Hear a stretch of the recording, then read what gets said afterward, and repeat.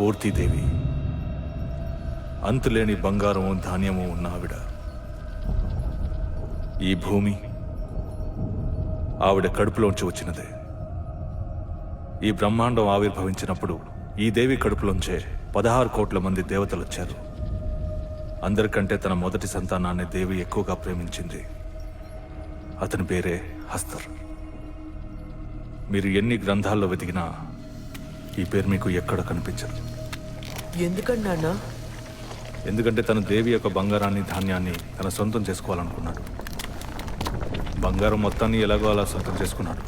ఈ ధాన్యాన్ని స్వాధీనం చేసుకోవాలనుకున్నప్పుడు మిగతా దేవతలు అందరూ కలిసి తన మీద దాడి చేశారు. కొంచెం కొంచెంగా తన ఈ బ్రహ్మాండంలో కలిసిపోవడం మొదలుపెట్టాడు. తన అంతమయ్యి ఈ బ్రహ్మాండంలో పూర్తిగా కలిసిపోవడానికి ముందే ఆ దేవి తనని కాపాడింది.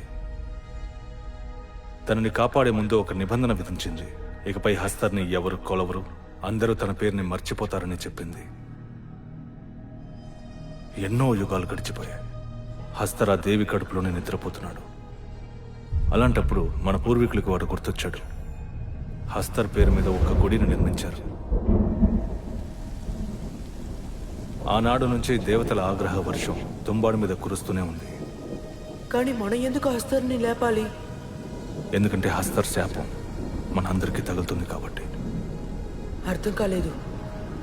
నువ్వు లోపలికి వెళ్ళాక అంతా నీకు అర్థమవుతుంది. లోపలికంటే ఎక్కడికి? ఆ దేవి కడుపులోకి.